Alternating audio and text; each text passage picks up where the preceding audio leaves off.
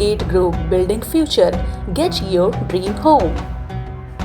Yaqeen Foundation, do small things with great love. Donate a food bag. You can also give your zakat and sadaqah. Ajmal Siddiqui, social activist and president, Bada Bazaar Business Association. Coordinator Akhtari Shahzada and Shahzada Brothers, Ward number 135, KMC. Rahmat Alam Ansari, Coordinator, Ward number 137. Haji Muhammad Ibrahim Mullah, Proprietor Al Zafran Restaurant, Kolkata. Rahat Hussain, President, Ward number 62. Trinamool Youth Congress. Zulkarnain Ali, Founder, Jazba Welfare Foundation. And Haji Liaquat Sweets, Liaquat Lacha, Kolkata में सबसे अच्छा. Shimla biryani, Shimla restaurant private limited. Ishtiaq Ahmed Raju, founder, Mallika foundation, Kolkata. Amin Ansari, president, KGN educational welfare trust. And Sufi Palace Restaurant and Caterer, the taste of authentic Mughlai, Tandoori, Indian and Chinese cuisine under one roof. अस्सलामुअलैकुम नाज़रीन, आप सभी का हालात Bengal news take India पर खैर मक़दम है। मैं हूं आपके साथ जमशेद और आज हम एक बार फिर से आप सभी के सामने नूर रमज़ान लेकर हाजिर हुए हैं। और आपको बता दें कि आज 21वीं शब है, शब क़द्र है और हम लोगों को ज़्यादा से ज़्यादा इबादत करने वाला दिन है आज हम एक आप लोगों के लिए एक ख़ास फॉर्मेट में एक शो को लेकर आए हैं और आपको बताना चाहते हैं कि जिस तरह से आज शब क़द्र की रात में हमको जिस तरह से इबादत करना चाहिए उसी के ऊपर हम लोग आज बात करेंगे। आज एक और ख़ास बात आपको ये बता दें कि आज हज़रत अली करमल्लाहु वजहू की विसाल का दिन है। आज ही के दिन उनकी शहादत हुई थी। सबसे पहले हम आपको बता दें कि आज इसीलिए ये शब क़द्र की रात और 21वीं शब की रात जो है हमारे लिए बहुत ही ख़ास है। हम शो को आगे बढ़ाएंगे उससे पहले हम अपने मेहमान से आपको रूबरू करा देते हैं। हमारे साथ हाफिज़ व क़ारी सरफराज उल्फत साहब हैं। आपका हमारे शो में खैर मक़दम है। सबसे पहले हम सरफराज साहब, चूँकि आप हाफिज़ व क़ारी हैं, तो हम चाहेंगे कि आप कुरान शरीफ की चंद आयतें तिलावत कीजिए। अऊज़ु बिल्लाहि मिनश शैतानिर रजीम। बिस्मिल्लाहिर रहमानिर रहीम।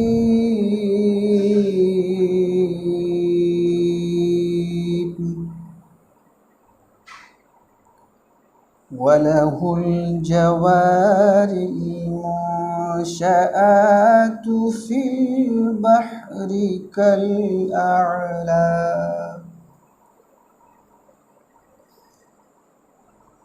फबिअय्यि आलाइ रब्बिकुमा तुकज़्ज़िबान।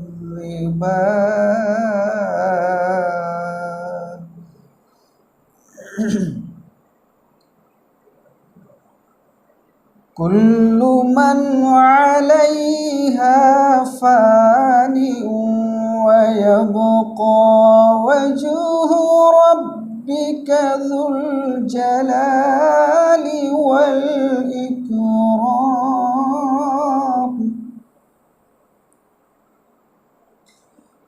फ़बिअय्यि आलाइ रब्बिकुमा तुकज़्ज़िबान। आमन्तु बिल्लाहि सदक़ल्लाहुल अज़ीम। माशाअल्लाह सरफराज साहब, आपने बहुत ही अच्छे अंदाज़ में कुरान शरीफ की तिलावत की। चूँकि आज हज़रत अली की शहादत का दिन है तो इसलिए आज हम चाहते हैं कि हम सरफराज साहब से दरख्वास्त करेंगे कि उनकी शान में कुछ अशार पढ़ें, कुछ मनक़बत पढ़ें। एक मरतबा दुरूद शरीफ पढ़ लीजिए। अल्लाहुम्मा सल्लि अला सय्यिदिना व मौलाना मुहम्मद व आलिहि वसल्लम। सल्लु अलैहि व सल्लम अलैका या रसूलल्लाह सल्लल्लाहु तआला अलैहि वसल्लम। मुलाहिज़ा फरमाएं मनक़बत के अशार। हद से ज़्यादा है फजीलत हैदरे कर्रार की, کیا بیاں ہو پائے عظمت حیدر کرار کی. باب خیبر کو کھاڑا فاتحانہ شان سے،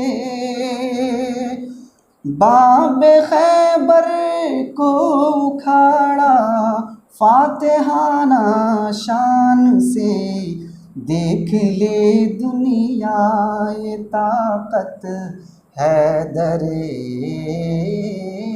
کرار کی. حد سے زیادہ ہے فضیلت حیدر کرار کی.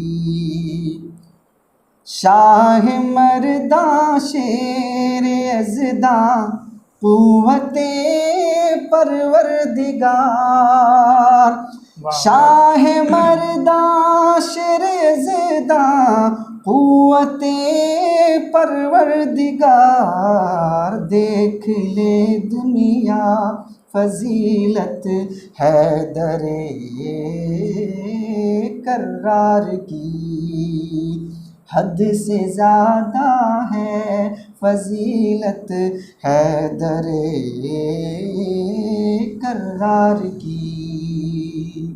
اور یہ ملاحظہ فرمائیں، لرزبر اندام تھے کفار ان کے نام سے، لرزبر اندام تھے، لرزبر اندام تھے کفار ان کے نام سے، چھائی تھی کچھ ایسی ہیبت حیدر کرار کی. حد سے زیادہ ہے فضیلت حیدر کرار کی. آخری شعر ملاحظہ فرمائیں، زندگی تیری سنور جائے گی احمد بالیقین، زندگی تیری سنور جائے گی احمد بالیقین، گر جو تو اپنا لے سیرت حیدر کرار کی. کیا بیاں ہو پائے عظمت حیدر کرار کی. ماشاءاللہ ماشاءاللہ ماشاءاللہ، بہت ہی شکریہ آپ کا سرفراز صاحب. انہوں نے منقبت کے جو اشعار پڑھے ہیں بہت ہی خوبصورت انداز میں پڑھے اور آپ لوگوں کے سامنے پیش کیا. ہم چونکہ آج حضرت علی کرم اللہ وجہہ کی شہادت کا دن ہے اور خاص کر 21ویں شب ہے جو شب قدر ہے، شب قدر کی رات میں ہمیں کیا کچھ کرنا چاہیے اور حضرت علی کرم اللہ وجہہ کی شان میں کیا کچھ اچھی باتیں ہیں اور کیا کچھ اپنی زندگی میں اتارنے کی ضرورت ہے، وہ ہم جاننے کی کوشش کریں گے ایک اور نئے مہمان کے ساتھ. فی الحال وقت ہو چلا ہے ایک چھوٹے سے بریک کا، جلد لوٹتے ہیں.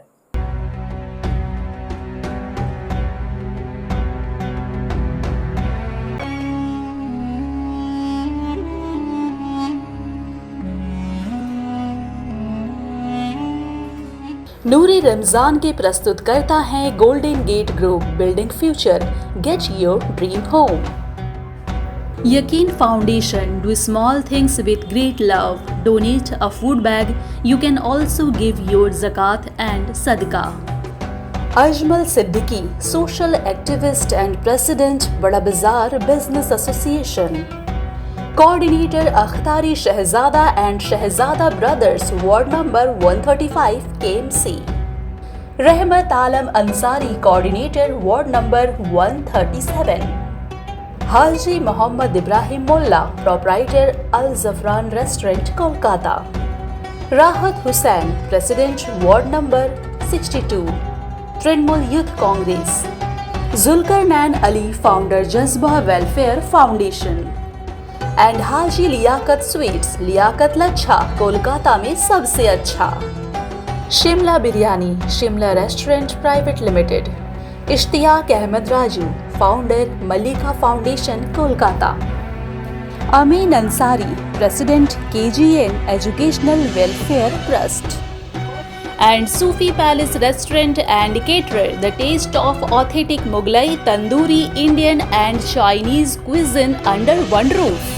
بریک کے بعد ایک بار پھر سے آپ سبھی کا خیر مقدم ہے اور ہمارے ساتھ مولانا غلام ربانی فیضی صاحب ہیں جو آج حضرت علی کی شان میں بات کریں گے اور ان کی ذات پہ بات کریں گے کہ آخر ان کے ساتھ کیا کچھ ہوا اور ان کی کیا شان ہے. سب سے پہلے آج ہم آپ کو ایک بار پھر سے بتا دیں کہ آج 21ویں شب ہے, شب قدر کی رات ہے. ہمیں زیادہ سے زیادہ عبادت کرنا چاہیے اور یہ شب ایک اس وجہ سے بھی خاص ہو جاتی ہے کہ آج ہی کی رات, آج ہی کی تاریخ کو حضرت علی کرم اللہ وجہہ کی شہادت ہوئی تھی. مولانا صاحب آپ کا خیر مقدم ہے ہمارے اس خاص شو میں. آپ سے ہم حضرت علی کی شان کے بارے میں جاننا چاہیں گے اور ان کی ذات کے بارے میں جاننا چاہیں گے, جو لوگ بہت سارے لوگ ناواقف ہیں اس سے. جی ماشاء اللہ. محترم ناظرین اکرام, السلام علیکم ورحمۃ اللہ تعالی وبرکاتہ. سب سے پہلے میں آج کے اس خصوصی پروگرام پر حضرت علی رضی اللہ تعالیٰ عنہ کی یوم شہادت, ان کے وصال کے موقع پر جو آج حالات بنگال اور نیشٹیگ انڈیا کے بینر تلے سے کے مادھیم سے لوگوں تک پیغام پہنچایا جا رہا ہے, میں اس بات پر دلی مبارکبادی پیش کرتا ہوں اور تمام ناظرین سے گزارش کرتا ہوں کہ آپ اسی طریقے سے حالات بنگال اور نیشٹیگ انڈیا سے جڑے رہیں تاکہ آپ کو دنیاوی اور سماجی اور فلاحی باتوں کے ساتھ ساتھ دین کا بھی علم ہوتا رہے. اور اس نیک پروگرام پر ایک اچھے نشر پر میں نیشٹیگ انڈیا اور حالات بنگال کو دل کی عطا گہرائی سے مبارکبادی پیش کرتا ہوں. آج 21 رمضان المبارک ہے اور آج جو ہے شب قدر ہے اور ساتھ ساتھ میں 20 رمضان المبارک کو حضرت علی وجہ اللہ کی جو ہے یوم شہادت ہے. ان کا وصال آج ہی کی تاریخ میں 20 رمضان کو ہوا تھا اور یہ دن گزار کر 21 کی شب میں ہم لوگ ہیں, تو 21 کی شب جو ہے یہ شب قدر ہے, دن 20 کا اور رات 21 کی ہے. تو اس اعتبار سے دو نسبتیں ہیں. بہرحال ابھی ہمارے جمشید صاحب نے مجھے حضرت علی رضی اللہ تعالیٰ عنہ کے شان کے بارے میں بتانے کے لیے کہا ہے. ناظرین, حضرت علی رضی اللہ تعالیٰ عنہ وہ عظیم ذات کا نام ہے اور اس عظیم شخصیت کا نام ہے جو بے شمار وجوہات اور بہت سارے کمالات کے جامع تھے. حضرت علی رضی اللہ تعالیٰ عنہ کہ بے شمار کمالات اور خوبیوں میں سے ایک بڑی خوبی حضرت علی رضی اللہ تعالیٰ عنہ کی یہ بھی ہے کہ آپ رضی اللہ تعالیٰ عنہ وہ پہلے فرد واحد ہیں جن کی ولادت جوف کعبہ میں ہوئی. اور جس وقت حضرت علی رضی اللہ تعالیٰ عنہ کی ولادت جوف کعبہ میں ہوئی تو ان کی والدہ محترمہ نے وہاں سے اٹھایا اور اٹھا کے ڈائریکٹ حضور صلی اللہ تعالی وسلم کی گود میں حضرت علی رضی اللہ تعالیٰ عنہ کو پیش فرمایا. جب تک آپ کی والدہ محترمہ حضور پاک صلی اللہ تعالی وسلم کی گود میں پیش کر رہی تھی اس وقت آپ کی آنکھیں بند تھیں, اور جو ہی آپ حضور صلی اللہ علیہ وسلم کی گود میں تشریف لے گئے فوراً آپ کی آنکھیں کھلتی ہے, اور جو ہی حضرت علی کی آنکھیں کھلی پہلا جلوہ, پہلا چہرہ, پہلا نور جو حضرت علی رضی اللہ تعالیٰ نے دیکھا وہ ہمارے نبی محمد رسول اللہ صلی اللہ تعالی وسلم کا جلوہ دیکھا. یہ حضرت علی رضی اللہ تعالیٰ عنہ کا کمال ہے. خلیفہ چہارم, یہ 4 خلیفہ میں سے حضرت علی چوتھے نمبر پہ ہیں, اور حضرت علی رضی اللہ تعالیٰ عنہ کے بے شمار فضائل و کمالات میں سے یہ بھی آپ سنتے چلیں کہ حضرت علی رضی اللہ تعالیٰ عنہ اس شخصیت کا نام ہے جو پنجتن پاک میں بھی ہیں, حضرت علی رضی اللہ تعالیٰ عنہ خلفائے راشدین میں بھی ہیں, حضرت علی رضی اللہ تعالیٰ عنہ عشرہ مبشرہ میں بھی ہیں, اور حضرت علی ہی کی یہ خصوصیت ہے کہ آپ رضی اللہ تعالیٰ عنہ داماد مصطفیٰ صلی اللہ تعالی وسلم بھی ہیں. سن 2 ہجری میں حضور پاک صلی اللہ علیہ وسلم جب ہجرت کر کے مدینہ شریف تشریف لے گئے تو مدینہ شریف جانے کے بعد حضور پاک صلی اللہ تعالی وسلم نے حضرت فاطمہ الزہرا رضی اللہ تعالیٰ عنہ سے آپ رضی اللہ تعالیٰ عنہ کا نکاح فرمایا. اور جب حضرت علی رضی اللہ تعالیٰ عنہ کا نکاح حضرت فاطمہ الزہرا رضی اللہ تعالیٰ عنہ سے ہو رہا تھا تو اس وقت رسول اللہ صلی اللہ علیہ وسلم نے فرمایا کہ یہ نکاح جو میں اپنی شہزادی کا حضرت علی سے کر رہا ہوں یہ میں اپنی مرضی سے نہیں بلکہ اللہ کے حکم سے کر رہا ہوں. الحمدللہ ثم الحمدللہ. حضرت علی رضی اللہ تعالیٰ عنہ بے شمار خوبیوں کے حامل ہیں, اور آپ کے کارنامے کو دیکھا جائے تو ایسے تاریخی کارنامے ہیں, بہت سارے واقعات بہت مشہور ہیں, جیسے کہ خیبر کے معاملے کو لے لیجئے, ساری دنیا جانتی ہے. میں اس پہ بحث نہیں کروں گا, چند ضروری باتیں ہیں چونکہ یہ ایپیسوڈ میں مختصر وقت میں جامع باتیں آپ تک پہنچانا اور مختصر تعارف آپ تک پیش کرنا مقصود ہے. حضرت علی رضی اللہ تعالیٰ عنہ کہ ایک بات، جب آپ صلی اللہ تعالیٰ علیہ وسلم مدینہ شریف ہجرت کر رہے تھے تو حضرت علی کا عشق رسول اور نبی کریم صلی اللہ تعالی وسلم پر کتنا پختہ ایمان تھا اور کس قدر سے ان کی باتوں پر بھروسہ اور اعتماد تھا، اس کی ایک مثال آپ رضی اللہ تعالیٰ عنہ کو مصطفیٰ جان رحمت صلی اللہ تعالی وسلم نے ہجرت فرماتے وقت فرمایا کہ علی تم میرے بستر پہ سو جاؤ۔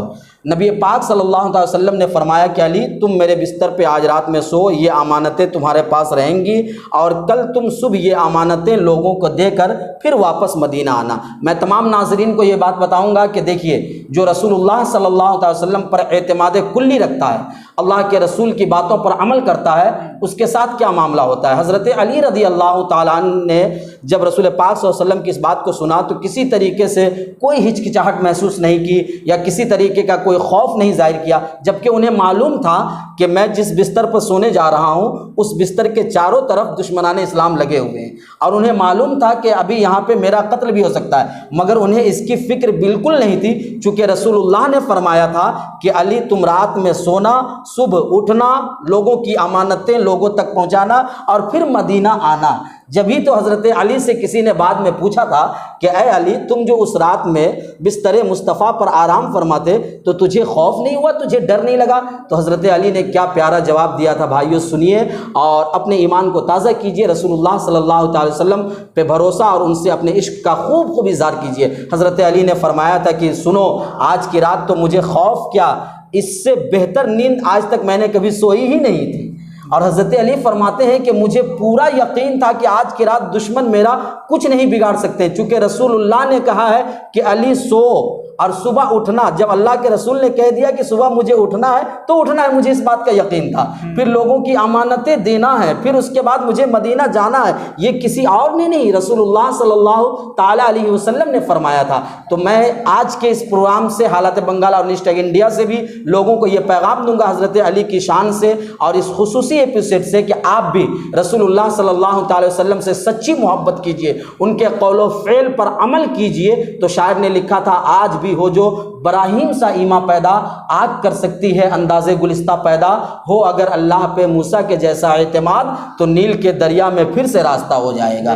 رسول پاک صلی اللہ تعالی وسلم کے جانشین حضرت علی رضی اللہ تعالیٰ عنہ ہیں اور حضرت علی رضی اللہ تعالیٰ عنہ کو سب سے زیادہ خوشی جس وقت ملتی تھی وہ ابو تراب کہنے پہ ملتی تھی۔ حضرت علی رضی اللہ تعالیٰ عنہ سے کسی نے پوچھا کہ آپ کو ابو تراب کہنے پہ اتنی خوشی کیوں ملتی ہے؟ آپ کا نام نامی اس میں گرامی جو ہے وہ اصل میں علی ہے اور آپ کی کنیت ابو تراب ہے۔ تو ابو تراب کنیت کو وہ سب سے زیادہ اس لیے محبوب رکھتے تھے کہ یہ کنیت انہیں رسول اللہ صلی اللہ تعالیٰ علیہ وسلم نے عطا فرمایا تھا۔ میں تمام حاضرین و ناظرین کو یہ پیغام دوں گا کہ آپ بھی حضرت علی کی زندگی سے سبق حاصل کیجئے۔ مولانا صاحب، حضرت علی کی شہادت آخر کیسے ہوئی؟ اس کا بیک گراؤنڈ کیا ہے؟ کس طرح سے انہیں کیا ہوا اس رات کو؟ حضرت علی رضی اللہ تعالیٰ عنہ کی شہادت کے بارے میں آپ لوگوں نے سنا ہوگا کہ 21 رمضان المبارک کو آپ کی شہادت ہوئی۔ حالانکہ یہ صحیح ہے، مگر اس کی اصل حقیقت اور اس کا پس منظر یہ ہے کہ آپ رضی اللہ تعالیٰ عنہ وہاں کے خلیفہ تھے، حاکم تھے، اور آپ رضی اللہ تعالیٰ عنہ کا یہ دستور تھا کہ آپ رضی اللہ تعالیٰ عنہ فجر کی نماز کے لیے جب تشریف لے جایا کرتے تھے تو حضرت علی آج کی طرح لوگوں کی طرح چپ چاپ نہیں جایا کرتے تھے، وہ جاتے تھے تو لوگوں کو بیدار کرتے ہوئے، اٹھاتے ہوئے اور اس کو نماز کی دعوت دیتے ہوئے آپ تشریف لے جاتے تھے۔ تو 17 رمضان المبارک کی صبح تھی جب حضرت علی رضی اللہ تعالیٰ عنہ نماز فجر کے لیے تشریف لے جا رہے تھے تو آپ رضی اللہ تعالیٰ عنہ اسی دوران راستے میں ابن ملجم نام کے مردود نے حضرت علی رضی اللہ تعالیٰ عنہ پہ 17 رمضان کو حملہ کیا اور آپ کی پیشانی مبارک پر انہوں نے حملہ کیا۔ جب حضرت علی رضی اللہ تعالیٰ عنہ پر جب حملہ ہوا تو آپ رضی اللہ تعالیٰ عنہ وہیں پہ اس کی زخم کی تاب نہ لا سکے اور گر پڑے، پھر وہاں سے آپ کو اٹھا کر لے جایا گیا، آپ آرام فرمایا اور 3 دن تک اس کے بعد بھی 17 کو یہ حملہ ہوا تھا، 18 19 20 حضرت علی رضی اللہ تعالیٰ عنہ باحیات رہے اور اس سے مقابلہ کرتے رہے۔ آخر میں 21 رمضان المبارک کو حضرت علی رضی اللہ تعالیٰ عنہ کی شہادت ہو گئی، آپ نے جام شہادت نوش فرمایا۔